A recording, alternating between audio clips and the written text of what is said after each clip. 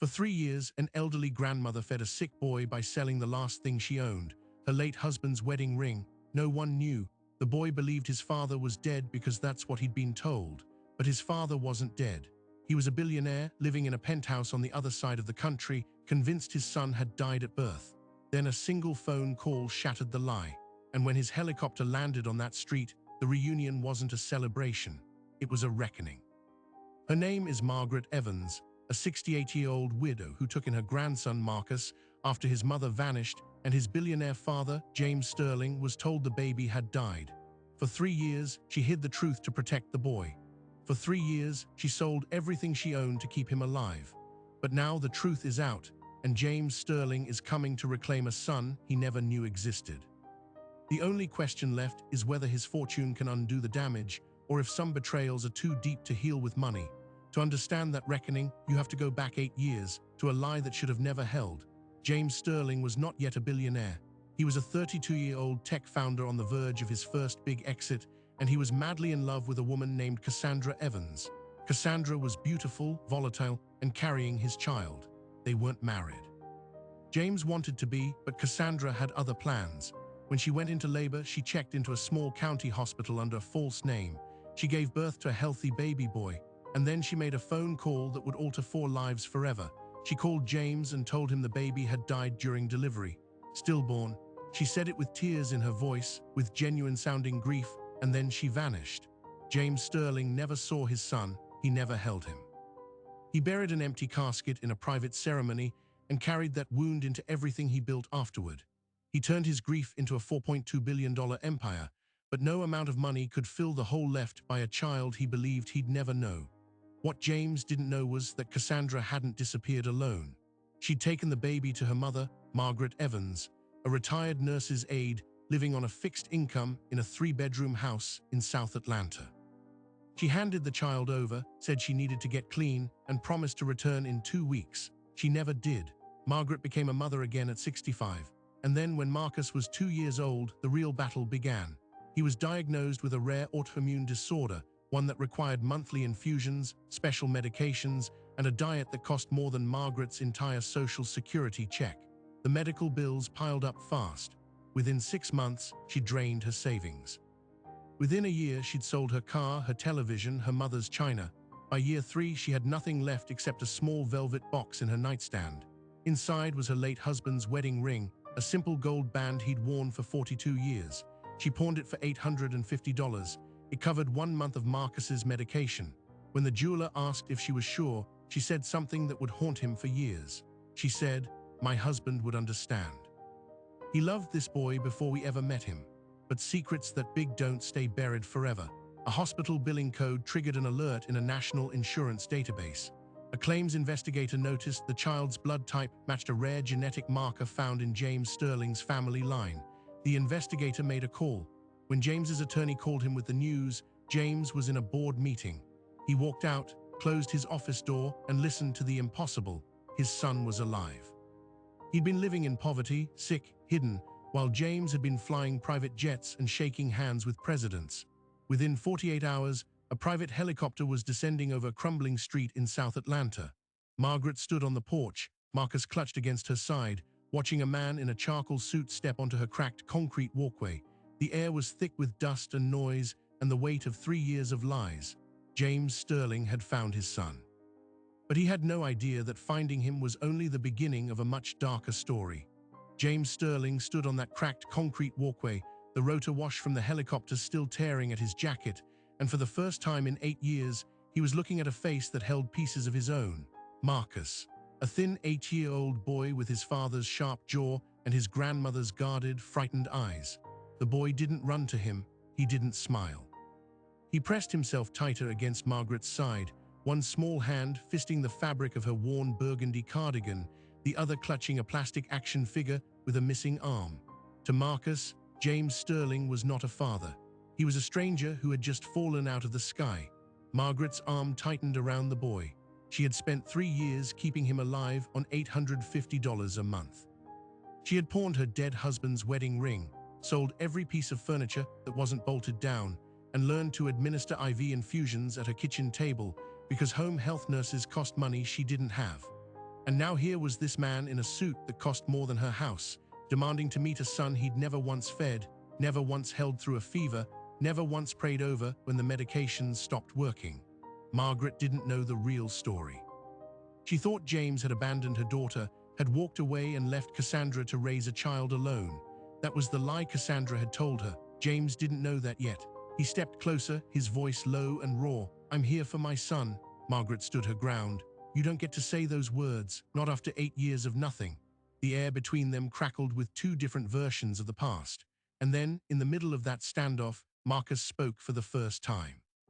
He looked up at his grandmother, then at James, and said, "Are you going to take me away from Grandma?" It was a question no 8-year-old should ever have to ask. No one had an answer. The days that followed were a minefield. James did not leave. He checked into the only hotel in town that could accommodate his security detail, a chain motel near the highway, and he started making demands. He wanted a DNA test. It was a formality. The insurance database match was 99.8%, but his legal team insisted. Margaret allowed it, not because she trusted him, but because she wanted to know the truth about what her daughter had done. The results came back in 3 days. Marcus was James Sterling's biological son. There was no question. The next thing James wanted was custody. He framed it as generosity. He would move Marcus to his estate in California, enroll him in the best private medical care, surround him with specialists, give him a life Margaret could never afford. He presented it to her in her own living room, sitting on a floral-patterned couch with a rip in the arm, as if he were pitching a business deal. Margaret listened, her hands folded in her lap. Then she said no. She said no because Marcus's doctors had told her something James didn't understand. The boy's condition wasn't just physical. The stress of abrupt separation from a primary caregiver could trigger a severe autoimmune flare, a cascade of inflammation that no amount of money could reverse. The body keeps score, and Marcus's body had already been abandoned once by a mother who never came back. A second abandonment, even one dressed in good intentions, might literally kill him. James didn't believe her at first. He thought it was a negotiation tactic. But then he met with Marcus's pediatric immunologist, a quiet woman named Dr. Patel, who had been treating the boy since his diagnosis. She showed him the charts. The numbers didn't lie, she said. If you take that child out of this home against his will, his immune system will crash within 48 hours. I've seen it before. You can't replace a primary attachment with a checkbook. This was the moment everything shifted. James Sterling, a man who had built his fortune solving problems with algorithms and capital, had just encountered a problem his money couldn't fix. But there was something else, something Dr. Patel said that opened a door he hadn't considered. Marcus's disease was rare but not untreatable. There was a gene therapy in clinical trials, a procedure so new only 3 hospitals in the world were performing it. It could, in theory, cure him, not manage him, cure him. The cost per treatment was $2.3 million. It was not covered by any insurance plan Margaret could access. It was, however, fully fundable by James Sterling's personal wealth. The catch was that the trial required a legal guardian's signature. Margaret could sign, but she couldn't pay. James could pay, but he had no legal right to sign without custody. And he wouldn't get custody unless he was willing to destroy the emotional foundation that kept Marcus stable enough to survive the treatment in the first place. They were trapped, 2 people who both loved the same child and couldn't save him without each other, and neither one was willing to yield. And so the war began, not with shouting, but with lawyers. James Sterling's legal team descended on that small Georgia town like a corporate raid. They filed an emergency petition for custody within 72 hours, arguing that Marcus was living in a medically fragile state, in a house with peeling paint and a grandmother who couldn't afford his next infusion. They painted James as the stable, wealthy father who had been cruelly deceived, and Margaret as a well-meaning but dangerously overburdened elderly woman who could no longer meet the child's escalating needs. It was brutal, it was surgical, and none of it was technically a lie. Margaret's attorney was a legal aid volunteer named Deborah Okonkwo, a woman who had spent 20 years fighting for grandparents raising grandchildren in Georgia's family courts. She'd seen this playbook before.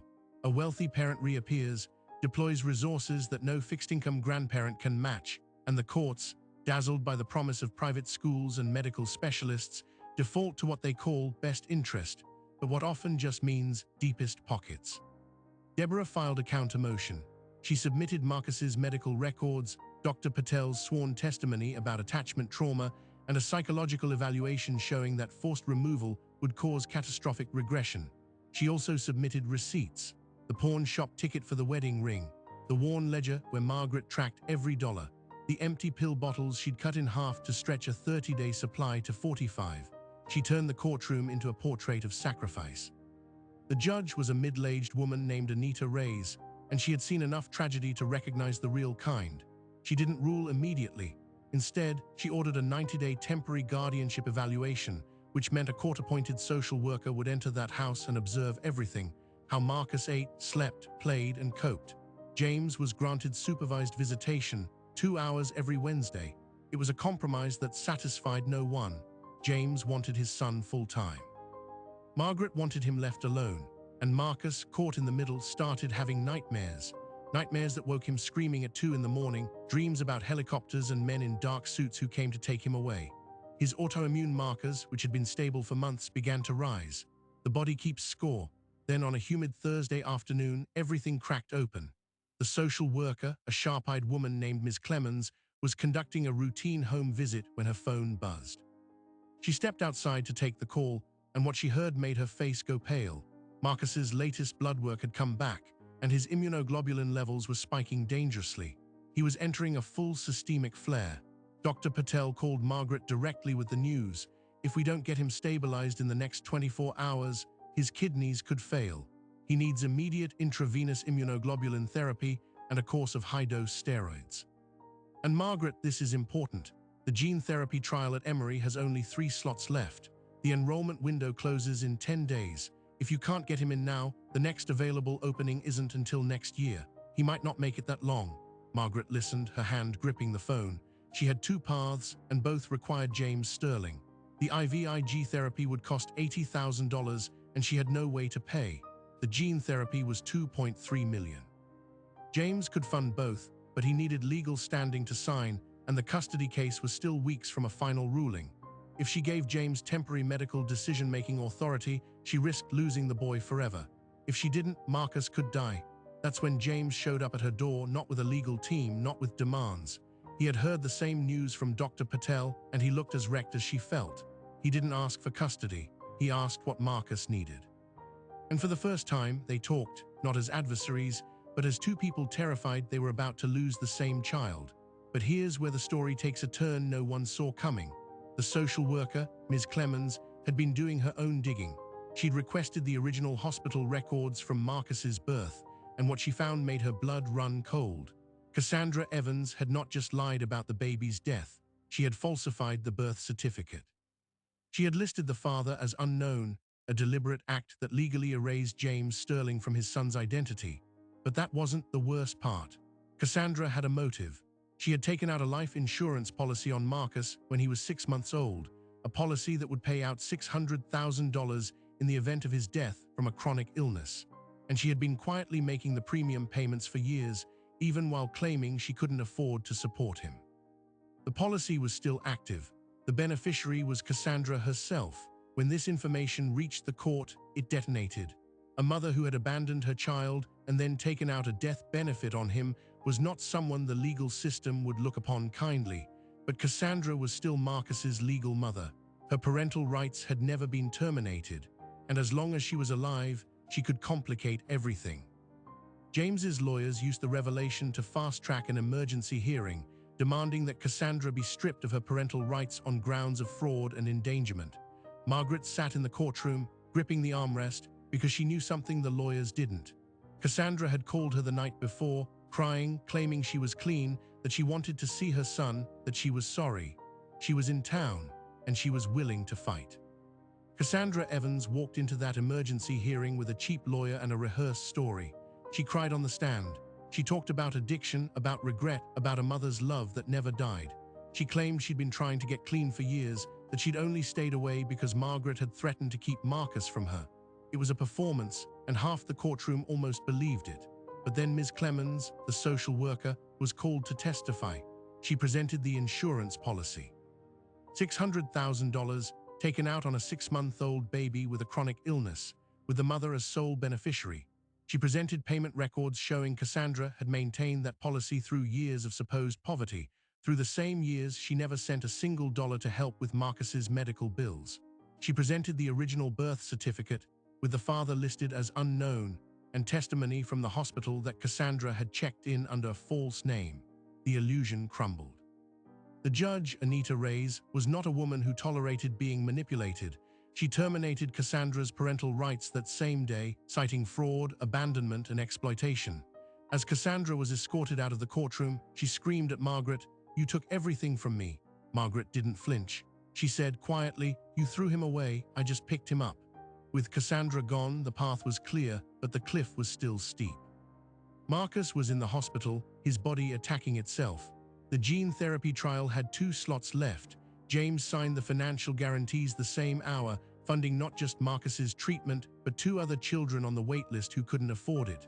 Margaret, his legal guardian, signed the medical consent forms. For the first time, they weren't fighting each other. They were fighting the same clock. The therapy was grueling. It involved a chemotherapy-like conditioning regimen to wipe out Marcus's faulty immune cells, followed by an infusion of genetically corrected stem cells. There were risks: infection, organ damage, failure to engraft.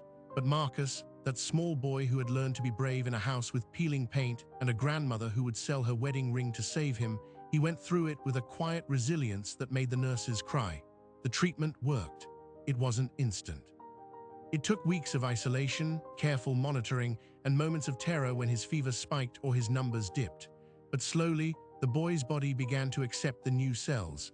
His immune system, which had been at war with itself for 3 years, started to rebuild. The doctor called it a complete response. Marcus was, for the first time in his life, on a path toward a normal childhood. And it happened because a grandmother who had nothing and a father who had everything finally stopped trying to win and started trying to heal. But there was one more thing, the surprising detail no one saw coming. While Marcus was recovering, James hired a private investigator to trace the wedding ring Margaret had pawned. He found it in a shop in Birmingham, Alabama, still in its box, still bearing the faint inscription inside the band, "Forever, my love, Hank." He bought it back for 5 times what the pawn shop had paid. On the day Marcus was discharged from the hospital, James walked onto Margaret's porch, the same porch where he'd first stood as a stranger, and handed her the ring. He didn't say anything grand. He said, "I can't give you back what you lost, but I can make sure you never have to lose anything else." Margaret looked at the ring, at Hank's ring, and then at the boy who was now asleep in the back seat of James's car, healthy for the first time. She wept, not for the years of hardship, but because the man who had been her enemy now understood something essential, that love, when it's real, doesn't count the cost. And the cost here had been everything. The court finalized the new custody arrangement without drama. Margaret retained full legal guardianship as Marcus's emotional anchor. James was granted liberal visitation and given the legal right to participate in all medical and educational decisions. He bought the house next door to Margaret and renovated it, not as a mansion, but as a place his son could walk between 2 homes, never having to choose. Some people called it unconventional. Margaret called it a miracle. She never remarried, never moved out of that small house. She still wears Hank's ring. And every morning, Marcus walks across the yard between 2 people who love him, carrying his action figure with the missing arm, the one he held the day the helicopter landed. He fixed it himself. He said some things are worth keeping, even if they're broken. The boy who was supposed to die is now playing baseball. It turns out, when you give a child a grandmother who refuses to quit and a father who learns how to kneel, even the worst stories can have a different ending. Here's the truth most people don't know. There are over 2.5 million grandparents in this country right now doing what Margaret Evans did, raising children they didn't plan for, on incomes that were never enough, in houses where the walls are thin and the medical bills are thick. They are invisible, until someone like James Sterling lands a helicopter on their street, and then suddenly everyone wants to know what went wrong. But the miracle wasn't the helicopter. It was the $850 for a wedding ring that bought 1 more month of life. It was the grandmother who learned to start an IV at her kitchen table because the nurse cost too much. It was the boy who held on through all of it. We tell ourselves stories about heroes in capes.